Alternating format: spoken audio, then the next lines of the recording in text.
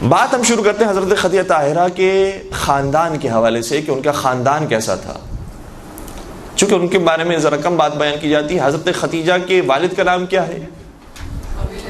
خویلد۔ حضرت خدیجہ بنت خویلد کہا جاتا ہے، اس کا مطلب جناب خویلد ان کے والد بزرگوار کا نام ہے۔ کیا جناب خدیجہ طاہرہ کے ازدواج کے وقت جب نبی اکرم سے ازدواج ہو رہا تھا ان کے والد بزرگوار زندہ تھے یا نہیں؟ حیات رکھتے تھے یا نہیں رکھتے تھے؟ جو تحقیقی بات ہے وہ یہی ہے کہ وہ حیات نہیں رکھتے تھے، ان کا انتقال ہو چکا تھا۔ انتقال کیسا ہوا تھا اس حوالے سے دو روایتیں ہیں۔ ایک یہ ہے کہ ایک جنگ ہوئی تھی عربوں کے درمیان جسے جنگ فجار کہا جاتا ہے، اور بعض تاریخ دانوں نے لکھا ہے کہ حتیٰ نبی اکرم بھی اس جنگ میں شریک تھے، لیکن بہت کم افراد نے لکھا ہے، اکثر نے لکھا ہے کہ اس جنگ میں نبی اکرم شریک نہیں تھے۔ لیکن اس جنگ کے اندر جناب خویلد یا شہید ہو جاتے ہیں یا حتیٰ اس جنگ سے پہلے ہی انتقال فرما جاتے ہیں، تو ازدواج کے وقت موجود نہیں تھے۔ لیکن دوسری طرف سے بعض لوگوں نے روایت میں لکھا ہے کہ نہیں، موجود تھے اور شادی سے راضی بھی نہیں تھے، اور پھر استغفر اللہ نعوذ باللہ نعوذ باللہ، جناب خدیجہ طاہرہ چونکہ پیغمبر اکرم کو پسند کیا کرتی تھیں اور ان کے والد بزرگوار راضی نہیں تھے، لہٰذا انہیں طعام اور شراب دے کر راضی کیا، نعوذ باللہ نعوذ باللہ۔ اور پھر جب وہ اپنے اصلی حالت کے اندر واپس پلٹ آئے ہیں تو پھر انہوں نے انکار کر دیا۔ یہ صاف ظاہر ہے کہ اس طرح کی روایت دشمنی خاندان اہل بیت کے وجہ سے بیان کی گئی ہے، ورنہ ایسی روایت تاریخ کے بھی خلاف ہے۔ جو مشہور روایتیں ہیں متواترات ہیں ان کے خلاف ہے، لہٰذا ہم اس روایت کو قبول نہیں کریں گے۔ تو کچھ روایتیں تو بہت زیادہ واضح ہو کر آشکار ہو کر ہمارے سامنے آ جاتی ہے کہ یہ بات تو کسی بھی طریقے سے درست نہیں ہے، بڑے بڑے علماء نے اس کو رد کر دیا ہے، اور خود اہل سنت علماء نے بھی اس کو رد کیا ہے کہ ایسی بات نہیں ہو سکتی، تاریخ اس کی گواہی نہیں دیتی۔ لیکن کچھ باتیں ایسی ہیں کہ جس کے بارے میں ابھی بھی ڈاؤٹ ہے، وہ ان باتوں میں سے ایک یہ ہے کہ جناب خدیجہ طاہرہ کی عمر مبارک 40 برس کی تھی یا 25 یا 28 برس کی تھی۔ 40 برس کی عمر مبارک ہونے سے کیا ہمیں اعتراض ہے؟ اور اسی طریقے سے اگر 25 یا 28 برس کی عمر مبارک ہو تو کیا اعتراض ہے؟ کبھی کبھار تاریخ جب بیان ہو رہی ہوتی ہے تو اس کے اندر بڑی سیاست ہوتی ہے جو ہماری سامنے اتنے واضح طور پر نہیں آ پاتی۔ دیکھیں، ازواج نبی میں سے پیغمبر اکرم نے جو 9 خواتین سے شادیاں کی ہیں ان میں سے صرف ایک خاتون ایسی ہیں کہ جن کے بارے میں سب متفق ہیں کہ ان کی شادی اس وقت ہوئی تھی کہ جب وہ باقرہ تھی، 2 شیزہ تھیں، بہت کم عمر میں ان سے پیغمبر اکرم نے شادی کی۔ وہ کون ہیں؟ وہ جناب عائشہ۔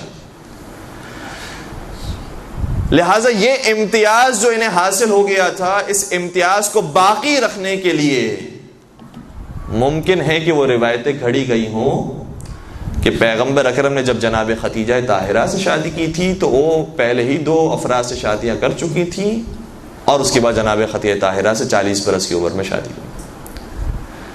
لیکن سوال ہمارا یہ ہے کہ حضرت خدیجہ طاہرہ کی جب پیغمبر اکرم سے شادی ہوئی تو پیغمبر اکرم اور حضرت خدیجہ طاہرہ کی شادی کو سن کر قریش کی عورتوں نے خدیجہ سے دوری اختیار کرنا شروع کر دی کہ جناب خدیجہ طاہرہ نے ایک غریب شخص سے، ایک ایسے شخص سے کہ جو یتیم ہیں، ان سے شادی کر لی ہے، اب ہم ان کا ساتھ نہیں دیں گے۔ تو جناب خدیجہ طاہرہ نے اگر پیغمبر اکرم ہی سے شادی کی ہے اور یہ پہلی شادی ہے تو بات سمجھ میں آتی ہے کہ قریش کی خواتین دور ہو جائیں گی جناب خدیجہ طاہرہ سے۔ لیکن اگر جناب خدیجہ طاہرہ پہلے بھی 2 مردوں سے شادی کر چکی ہیں جن کا کوئی خاص اسٹیٹس اور کوئی خاص مقام نہیں تھا، تو پھر قریش کی عورتوں کو تو اسی وقت ہی ان سے جدا ہو جانا چاہیے تھا۔ لیکن قریش کی عورتیں اگر ان کے ساتھ ہیں، اس کا مطلب یہ ہوا کہ ابھی تک جناب خدیجہ طاہرہ کی کوئی شادی ہی نہیں ہوئی تھی۔ جناب خدیجہ طاہرہ کی عمر مبارک ہی 28 برس کی یا 25 برس کی تھی، وہ شادی کی عمر تک نہیں پہنچی تھی، یعنی وہ شادی کی عمر سے گزر نہیں گئی تھی، 25 یا 28 برس کی عمر مبارک موجود تھی۔ بعض علماء نے صراحت کے ساتھ لکھا ہے، محرخین نے صراحت کے ساتھ لکھا ہے کہ ان کی عمر مبارک 28 برس کی یا 25 برس کی تھی۔ علماء اہل سنت بھی شامل ہیں اور اہل تشیع کے علماء بھی شامل ہیں۔ تو یہ ایک مختلف بات ہے، اختلافی بات ہے کہ جس کے بارے میں ڈیبیٹ ہو سکتی ہے، اس بات کو تحقیقی نظر سے دیکھا جا سکتا ہے۔ اگر کوئی یہ کہتا ہے کہ 40 برس کی عمر مبارک نہیں تھی تو ہم اس کی بات کو رد نہیں کر سکتے، ممکن ہے کہ 40 برس کی ہو۔ اگر کوئی کہتا ہے کہ 25 برس یا 28 برس کی عمر مبارک تھی تو ہم اس بات کو بھی رد نہیں کر سکتے، کیونکہ ممکن ہے کہ 25 یا 28 برس کی عمر مبارک ہو۔ ایک درود پڑھ دیجیے گا محمد و آل محمد۔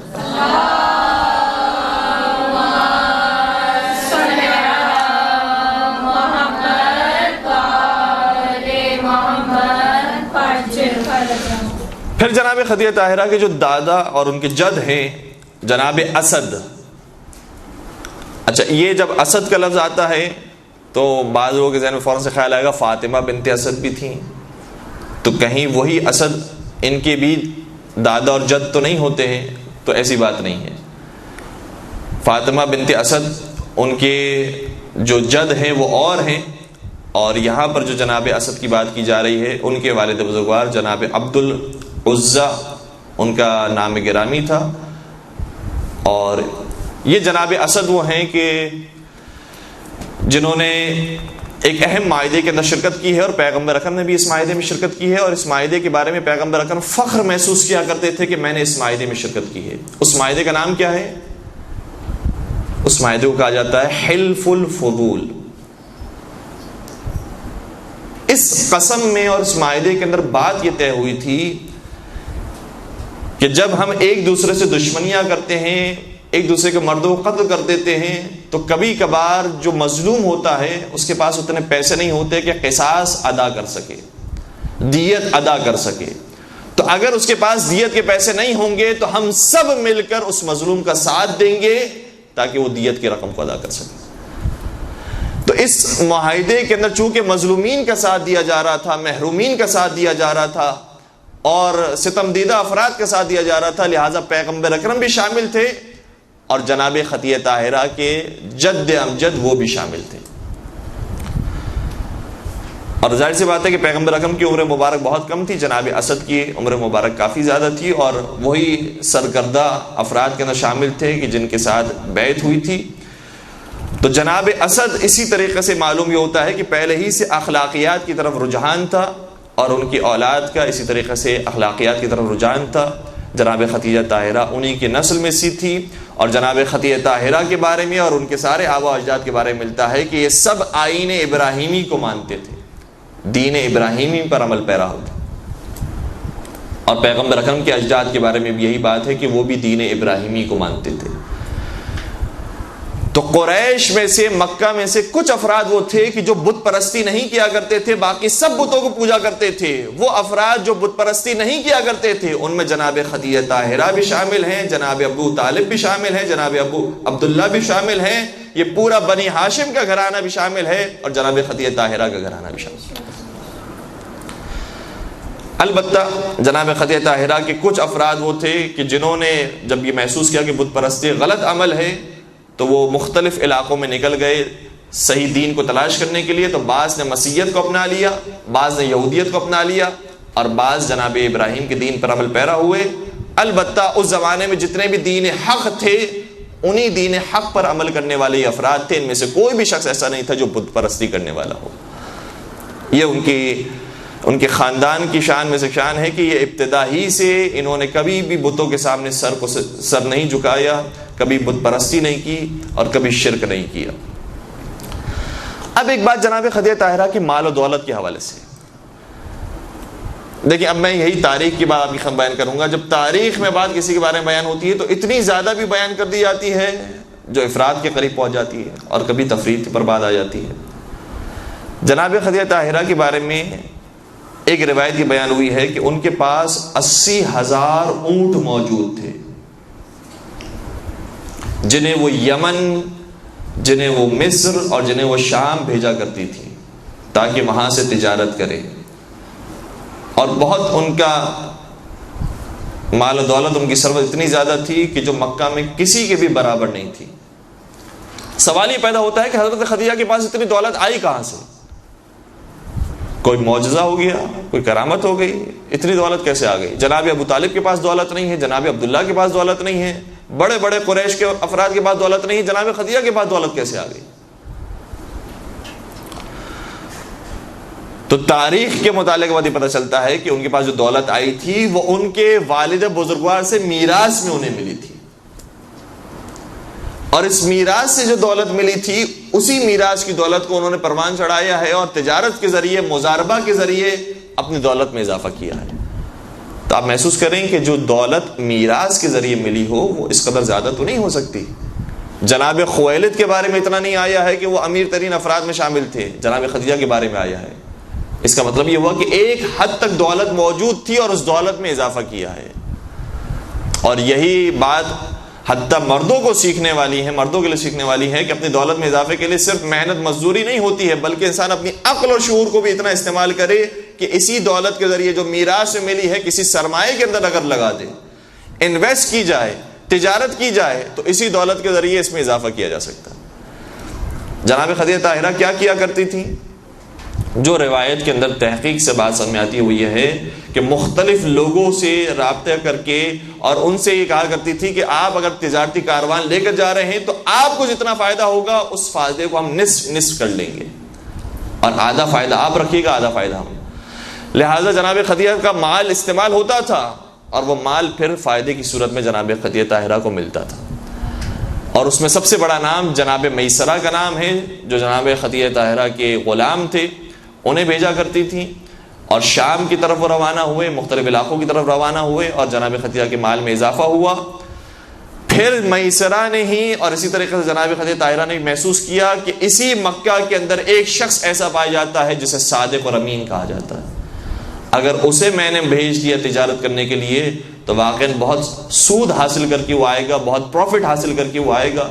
لہذا پیغمبر اکرم سے حضرت خدیجہ طاہرہ کی ملاقات ہوئی، اور پھر جناب خدیجہ طاہرہ نے جب پیغمبر اکرم کو بھیجا ہے تو پھر اتنا مال جناب خدیجہ طاہرہ کی خدمت میں پیغمبر لے کر آئے جو اس سے پہلے کسی تاجر نے اور کسی غلام نے پیش نہیں کیا، وہ مال پیغمبر اکرم لے کر آئے۔ اور اس کے بعد سے جناب خدیجہ طاہرہ کے دل میں احساس پیدا ہوا کہ پیغمبر اکرم واقعاً صادق اور امین ہے، جو انہوں نے کام کیے تھے ویسے ہی عمل کر کے دکھایا۔ اور پھر جناب میسرہ نے جو رپورٹ پیش کی ہے کہ یہ شخص جہاں جہاں گیا، میں نے دیکھا کہ گرمی کا وقت تھا، دھوپ کا وقت تھا، ہم سب پر تپش محسوس ہوتی تھی، لیکن میں نے کیا دیکھا کہ یہ جہاں جاتا ہے بادل اس کے ساتھ ساتھ چلتا ہے۔ میں نے کیا محسوس کیا کہ کچھ درختوں کے قریب سے جب یہ گزرا ہے تو پھر درختوں سے آواز آ رہی تھی سبحان اللہ والحمد للہ ولا الہ الا اللہ واللہ۔ تو یہ شخص کوئی معمولی ہستی نہیں ہے۔ لہٰذا جناب خدیجہ طاہرہ نے پھر پیشکش کی۔ اب بہت ساری باتیں ہیں کہ جو ہماری شادی سے بڑی ہٹ کر انجام پائی ہے، ہمارے رسم و رواج سے ہٹ کر انجام پائی ہے، اور میں آپ کی خدمت بیان کرنے کی کوشش بھی کروں گا اور اس کے بعد احمد تمام کر دوں گا کہ اس شادی کے اندر کچھ چیزیں ہیں کہ جو ہمارے رسم و رواج سے اور کچھ چیزیں ہیں کہ جو حتیٰ جاہلیت کے رسم و رواج سے ہی مختلف ہیں۔ سب سے پہلی بات یہی کہ جناب خدیجہ طاہرہ نے پیشکش کی۔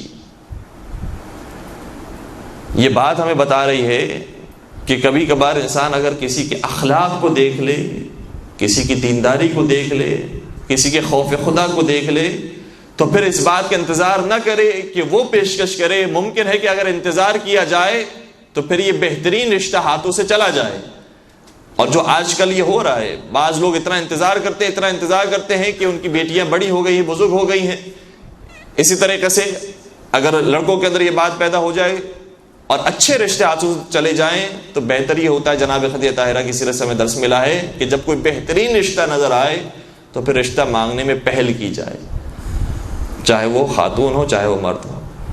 البتہ طریقہ شائستگی کے ساتھ اپنایا جائے، جس طریقے سے جناب خدیجہ طاہرہ نے بھی اپنایا، اپنے چچا کو بھیجا اور پیغمبر کے چچا کے ذریعے بات ہوئی۔ جناب ورقہ ابن نوفل گئے ہیں اور سامنے سے جناب ابو طالب علیہ الصلوۃ والسلام آئے، اور اس طریقے سے رشتہ طے پایا ہے۔ دوسری بات یہ کہ جناب خدیجہ طاہرہ نے جس کا انتخاب کیا ہے وہ مال و دولت کے اعتبار سے بظاہر پست تھے اور مال و دولت ان کے پاس موجود نہیں تھا، تو یہ بھی ہمیں ایک بہترین نقطے کی طرف اشارہ کیا ہے کہ اگر تم صاحب ثروت ہو، تم صاحب دولت ہو، تو صرف دولت مندوں کے اوپر نظر نہ ہو بلکہ صاحب کردار کے اوپر نظر ہو، صاحب اخلاق کے اوپر نظر ہو۔ تو جناب خدیجہ طاہرہ نے پیغمبر اکرم کا انتخاب فرمایا، جو بالکل اس معاشرے سے بھی ہٹ کرتا ہے، اور آج کے معاشرے میں بھی عام طور پہ یہی سوچا جاتا ہے. کسی نے بڑا خوبصورت جملہ کہا کہ کسی غریب کا رشتہ کسی کے پاس آیا، کہنے لگا کہ باقی سب باتیں تو ٹھیک ہیں لیکن یہ بیچارہ غریب ہے، تو میں رشتہ جو ہے وہ ان کو نہیں دے سکتا اپنی بیٹی کا. تھوڑے دنوں کے بعد کسی امیر آدمی کا رشتہ آیا، لیکن وہ بڑا بد اخلاق تھا، بے دین تھا، شرابی تھا. جب وہ رشتہ آیا تو فوراً سے قبول کر لیا.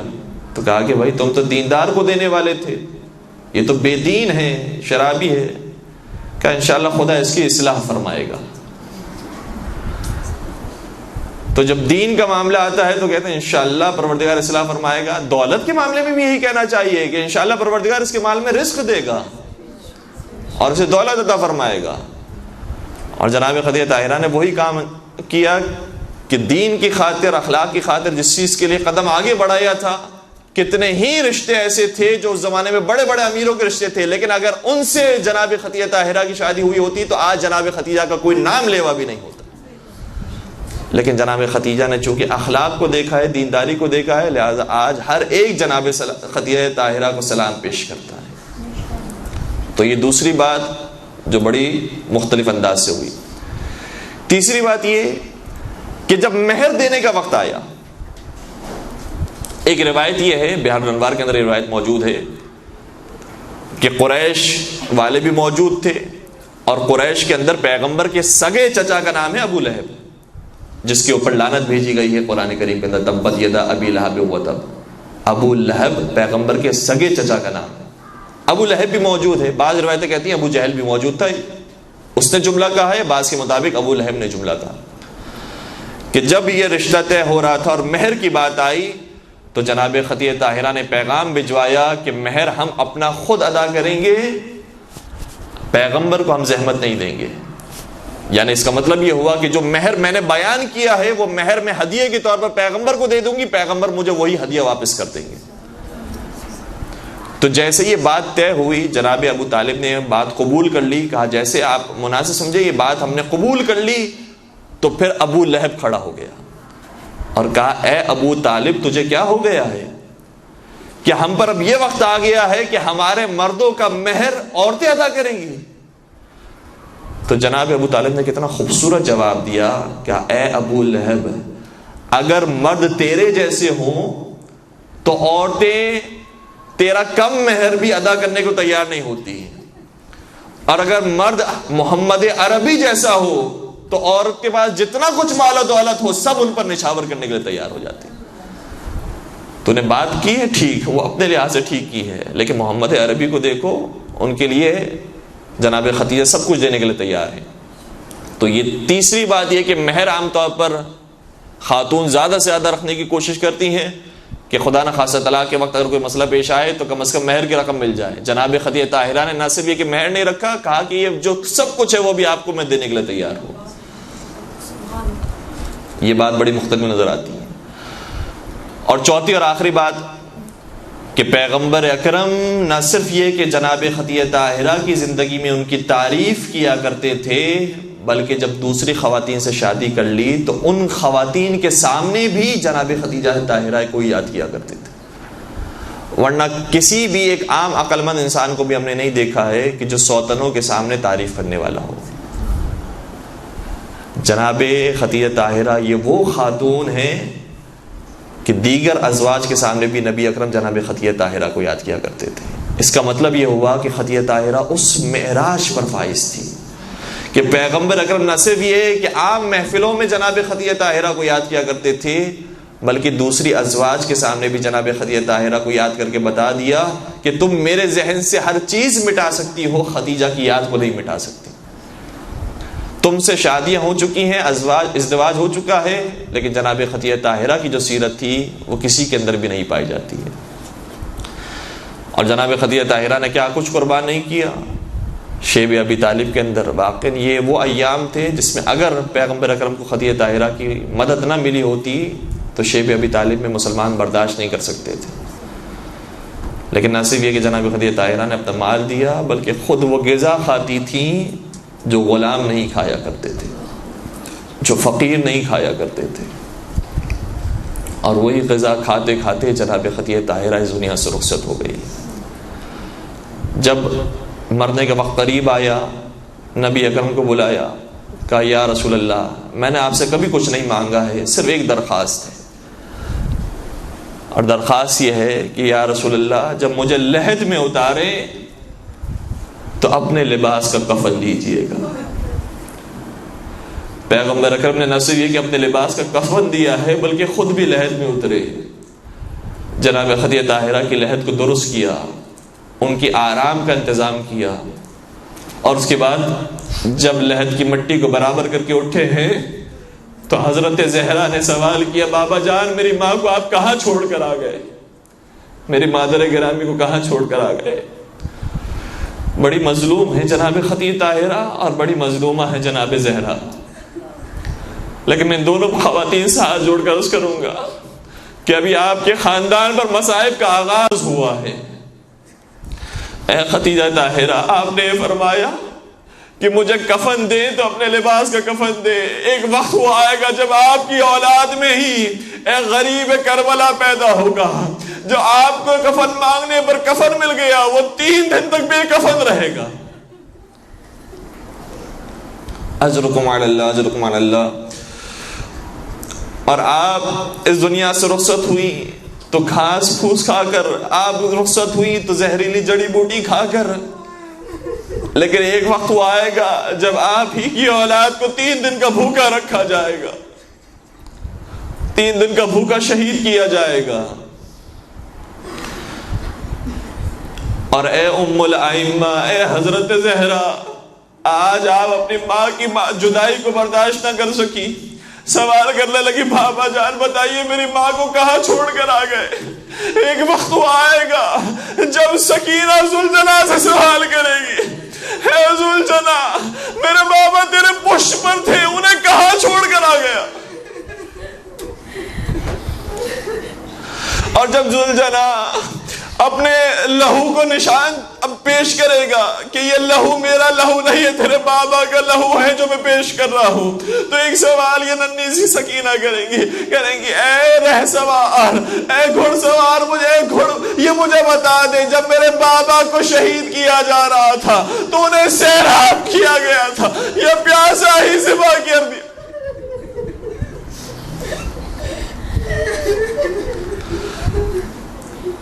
اے حضرت زہرا، آپ کو تسلی دینے کے لیے آپ کے شفیق باپ موجود ہیں، رحمت للعالمین موجود ہیں، جنہوں نے دلاسا دیا اگر تیری ماں زندہ نہیں ہے باپ تو زندہ ہے، یہ تیری کفالت کرے گا، تیری پرورش کرے گا۔